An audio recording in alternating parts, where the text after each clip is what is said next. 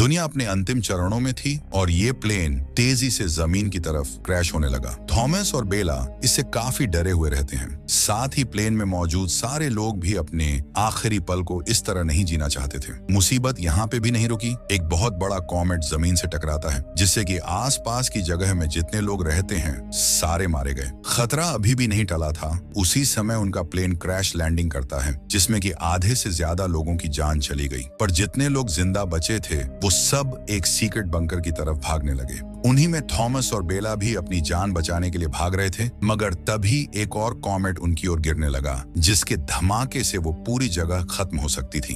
तो कहानी की शुरुआत एक न्यूज चैनल से शुरू होती है, जहां पूरी दुनिया को बताया जा रहा था कि जल्दी ही पृथ्वी की ओर एक बड़ा सा कॉमेट गिरने वाला है, जो पृथ्वी को नुकसान पहुंचाने के बजाय एनवायरनमेंट को और अच्छा कर देगा। इससे पूरा वातावरण शुद्ध और साफ रहने वाला है और बदलाव की वजह से आने वाले समय में धरती का और भी जल्दी से विकास होगा। ये खबर सुनकर सारे लोग बहुत खुश हुए और उनको लगता है कि ये खुशी का मंजर है, जहां सभी लोग पहले से ही अपने काम की छुट्टी लेकर उस दिन का इंतजार करने लगे जब कॉमेट धरती पर आने वाला था, ताकि वो उस पल को अपनी आंखों से देख सकें। लेकिन किसी को भी पता नहीं था कि ये खुशी का नहीं बल्कि मौत का बुलावा है। अब हम थॉमस नाम के एक आदमी को देखते हैं, जो कि शहर का काफी काबिल इंजीनियर होता है। पूरा शहर उसके डिजाइन और स्किल्स को अच्छे से जानता था और हर कोई इंसान उससे ही अपने डिजाइन और बिल्डिंग का काम करवाया करता है। लेकिन थॉमस अंदर से इतना खुश नहीं रहता। भले ही हर जगह से उसे पैसे और काम मिलता है, मगर उसकी पर्सनल लाइफ बिल्कुल भी अच्छी नहीं चल रही थी।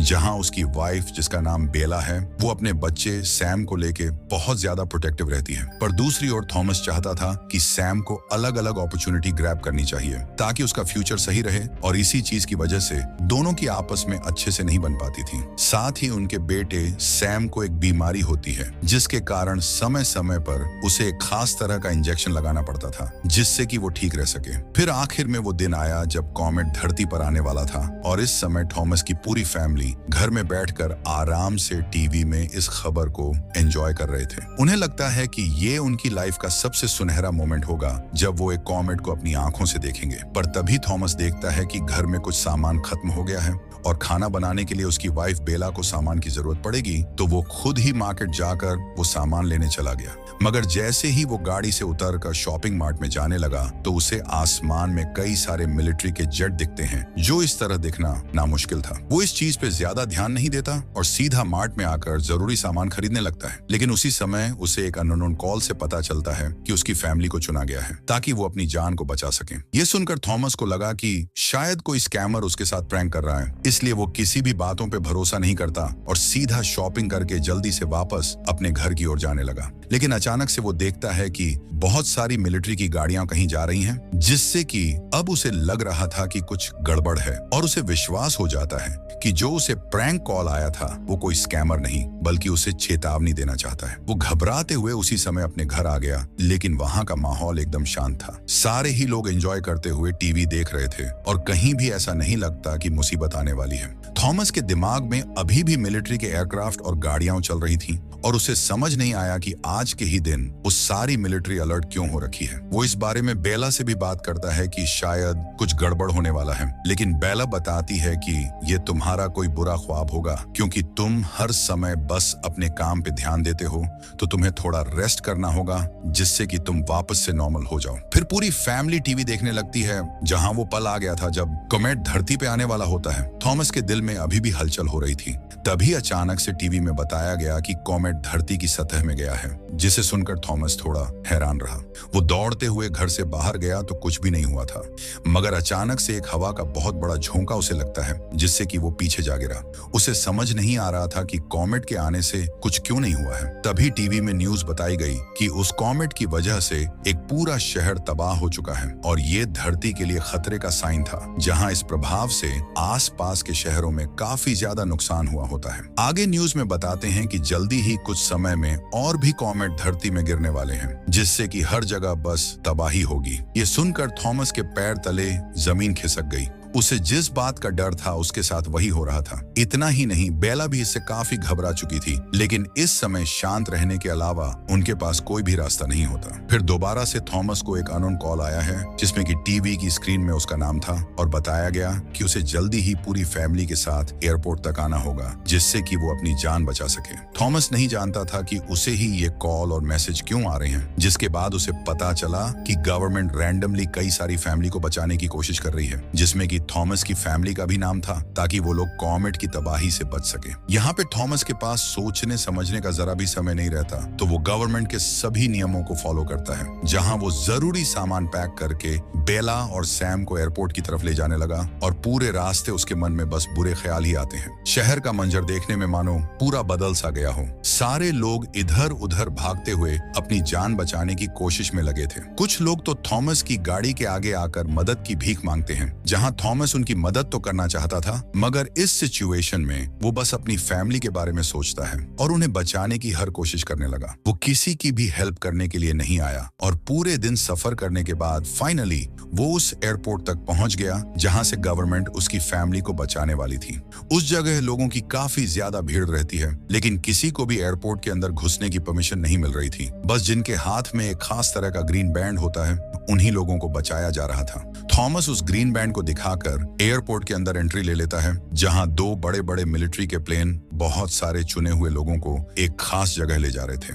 मगर असली सस्पेंस तो यहाँ से शुरू होता है, जहां थॉमस को पता चला कि सैम के सारे इंजेक्शन वही गाड़ी में छूट गए हैं और बिना दवाइयों के वो मिनट भी सरवाइव नहीं कर सकता है। तो यहाँ पे थॉमस अकेले ही गाड़ी से दवाइयां लेने चला गया और बेला और सैम एक प्लेन में चढ़ जाते हैं। मगर बेला को बार बार थॉमस की चिंता होने लगती है, इसलिए वो मिलिट्री वालों से मदद मांगती है कि मेरा हस्बैंड दवाइयां लेने गाड़ी तक गया है, तो उसको किसी तरह वापस मेरे पास ले आओ। ये सुनकर मिलिट्री वाले हैरान रहते हैं और उन्हें पता चल जाता है कि सैम को खास तरह की बीमारी है, जिसके चलते वो दवाइयों के बिना नहीं रह सकता। वो कहते हैं कि तुम्हारे बेटे को हम नहीं ले जा सकते, क्योंकि गवर्नमेंट उन्हीं लोगों को बचा रही है जिनका शरीर स्ट्रांग है और जो आसानी से किसी भी मुसीबत को झेल सकते हैं। वो सैम को ले जाने की इजाजत नहीं देते। साथ ही मिलिट्री की कमांडर भी साफ साफ सैम को प्लेन में बैठाने के लिए मना कर देती है। बेला उनसे बहुत रिक्वेस्ट करने लगी कि उसके बेटे से किसी को भी परेशानी नहीं होगी, लेकिन परेशानी की बात ये थी कि उसके बदले वो किसी टैलेंटेड आदमी को ले जा सकते थे। अब मजबूरन बेला के पास कोई भी ऑप्शन नहीं बचता, इसीलिए वो खुद भी सैम के साथ प्लेन से उतर जाती है। वो अंदर से काफी टूट चुकी थी,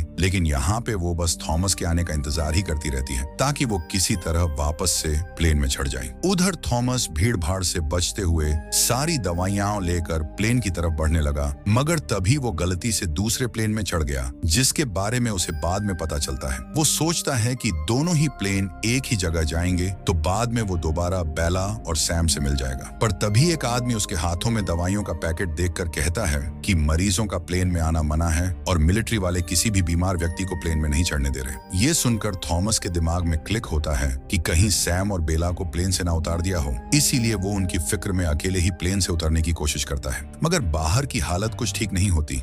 आम लोग पागलों की तरह प्लेन के ऊपर अटैक कर रहे थे, जिसकी वजह से सारा फ्यूल लीक करने लगा और ना चाहकर भी क्राउड को कंट्रोल करने के लिए मिलिट्री वाले फायरिंग शुरू कर देते हैं। पर इसका रिजल्ट किसी के लिए भी अच्छा नहीं रहा, जहां फ्यूल गिरने और गोली की वजह से पूरे प्लेन में आग पकड़ लेती है, जिससे कि जितने भी लोग उस जगह रहते हैं सारे मारे गए और जो भी बचा था वो बेहोश हो जाते हैं। बाकी बचे हुए लोगों के बीच भगदड़ शुरू हो गई। किसी को भी नहीं पता था कि वो यहाँ से कैसे निकले, इसलिए सारे ही इधर उधर भागते हुए बस अपनी मौत का इंतजार ही करते हैं। थॉमस भी घबराते हुए बेला और सैम को ढूंढने लगा, लेकिन इतनी भीड़ भाड़ की वजह से उनका मिलना नामुश्किल होता है। उसे ये भी डर सता रहा था कि कहीं वो दोनों आग लगने की वजह से प्लेन में ही तो नहीं मारे गए, लेकिन वो खुद को शांत करता है और पॉजिटिव ख्याल सोचने लगा।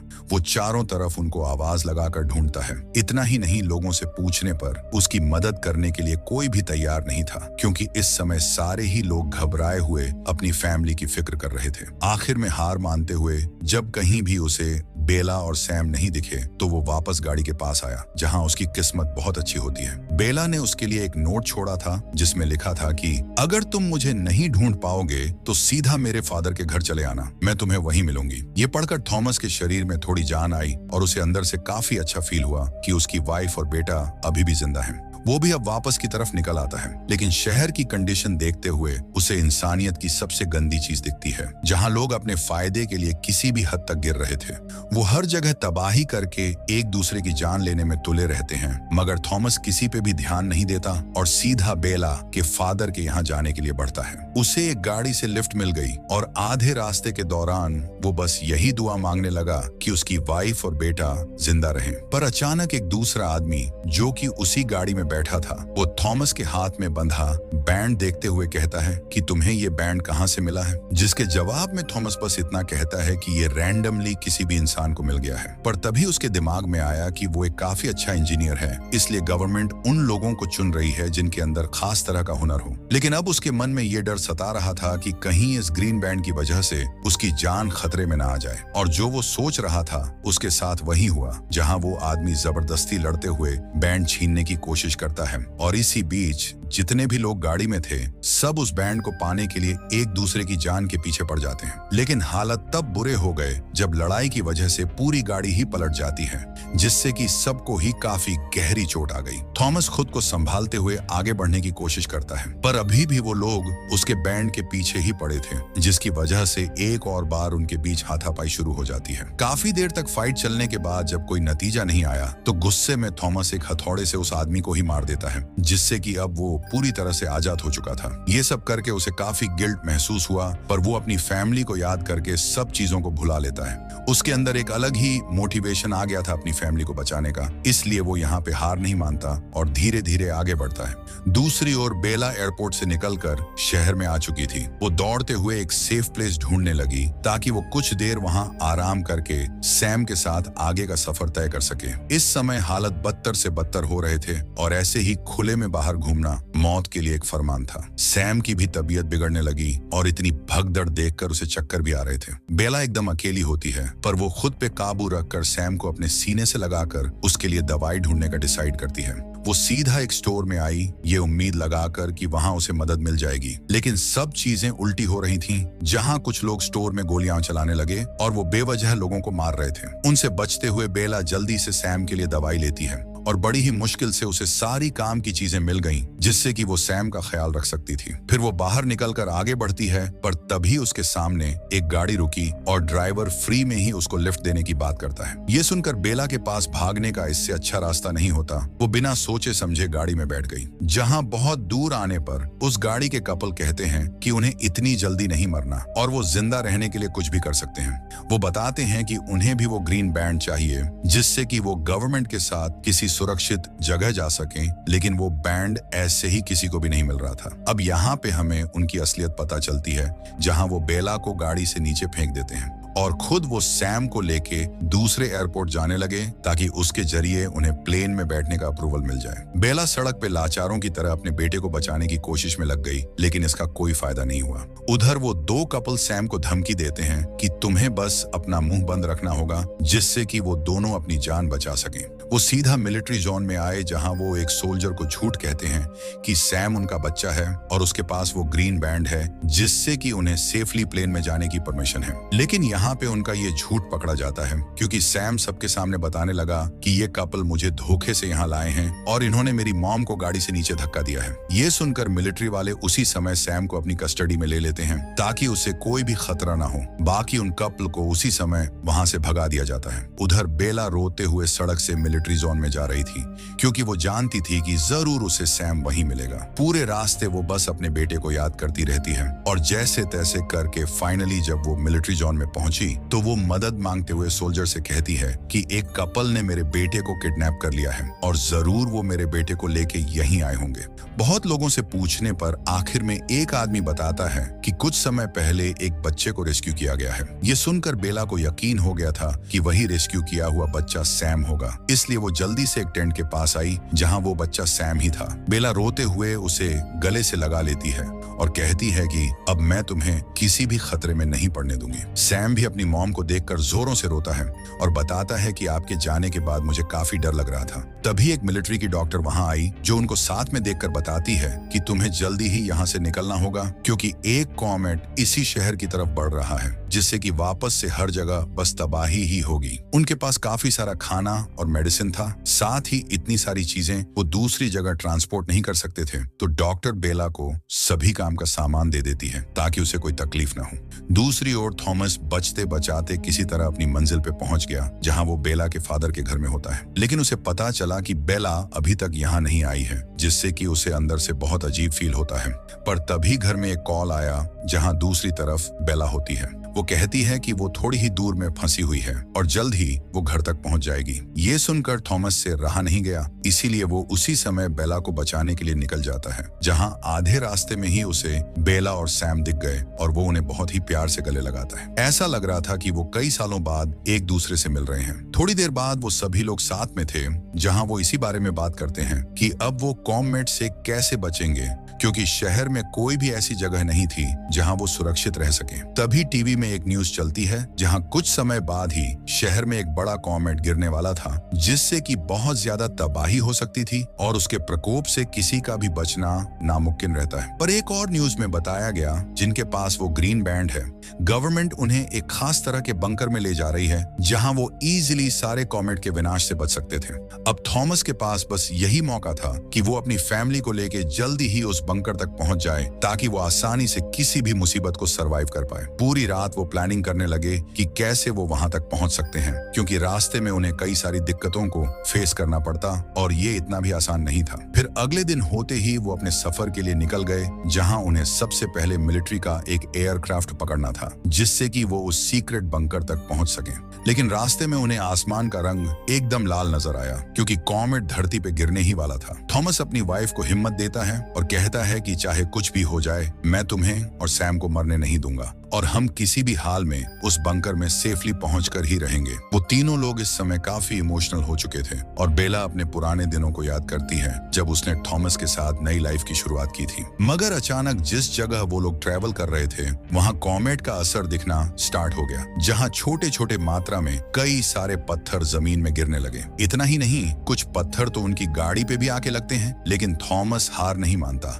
और तेजी से गाड़ी को भगाते हुए बचने की कोशिश करता है। थोड़ी देर बाद वो सेफली दूसरे शहर आ पहुंचे, जहां उनका सफर शांत और बिना कोई खतरे का होता है। सड़क पे एक भी गाड़ियां नहीं चल रही थीं और उन्हें ट्रेवल करते हुए सुबह से रात भी हो जाती है। वो बस अपनी मंजिल के काफी करीब थे और जैसे ही वो मिलिट्री के एयरपोर्ट पे पहुंचे तो वो देखते हैं कि आखिरी बचा हुआ प्लेन बस उड़ने ही वाला है। थॉमस जल्दी से गाड़ी को लेके रनवे पे आ गया और जानबूझकर प्लेन के सामने गाड़ी रोक देता है ताकि मिलिट्री वाले उसकी फैमिली को भी उस बंकर तक ले जाएं। उसका ये प्लान कामयाब रहा और आर्मी वाले प्लेन को वहीं पे रोककर थॉमस और उसकी फैमिली को प्लेन के अंदर आने देते हैं। उसके बाद फाइनली थॉमस कई दिनों बाद चैन की सांस लेता है, क्योंकि वो अपनी फैमिली के साथ सुरक्षित था और आगे का पूरा सफर वो भगवान के हाथों छोड़ देता है। वो कई दिनों से सोया भी नहीं था, तो वो बेला और सैम को गले लगा के सो जाता है।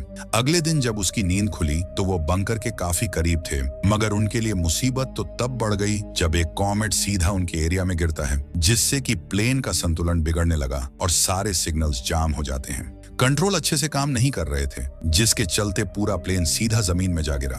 पर खुशकिस्मती से किसी को भी चोट नहीं आई और सारे लोग देखते हैं कि बंकर ठीक उनके सामने ही है। उनकी मंजिल आंखों से साफ साफ नजर आ रही थी, तो सारे लोग जल्दी से वहां आ पहुंचे, जहां पूरा बंकर बेसमेंट में काफी मजबूती के साथ बनाया होता है। थॉमस अपनी वाइफ और बेटे के साथ बंकर में घुस आया, जहां उसी समय सारे गेट लॉक कर दिए जाते हैं और अचानक एक कॉमेट सीधा जमीन में गिरता है, जिसके धमाके से कई माइल्स तक इतना खतरनाक भूकंप आता है जिसमें कि पूरी इंसान जाति खत्म हो गई। बंकर के अंदर भी काफी तेज आवाज महसूस होती है, पर किसी को भी इसका असर नहीं हुआ। सभी लोग अंदर से काफी टूट गए थे कि उनकी पृथ्वी खत्म हो चुकी है, लेकिन इसका जिम्मेदार वो किसी को भी नहीं मानते, क्योंकि ये प्रकृति का एक बहुत बड़ा प्रकोप था। फिर एक साल बाद जब बंकर के गेट खोले गए तो सारे लोग बाहर का मंजर देखकर हैरान रहते हैं। हर जगह बस धूल ही धूल थी, सारी इमारतें धूल बनकर चकनाचूर हो चुकी थीं और ये सब थॉमस और बेला से देखा नहीं गया। उनको यकीन नहीं हुआ कि एक पल में ही कैसे इतनी बड़ी धरती का सर्वनाश हो सकता है। पर अभी भी उनके पास जीने का एक नया जरिया था, क्योंकि बंकर में बचे लोग वापस से इस पृथ्वी को बना सकते थे। और इसी इमोशनल एंडिंग के साथ हमारी ये मूवी खत्म होती है। अगर कहानी अच्छी लगी हो तो वीडियो को लाइक करके चैनल को सब्सक्राइब कर देना। मिलते हैं फिर अगली वीडियो में, तब तक के लिए टाटा बाय बाय।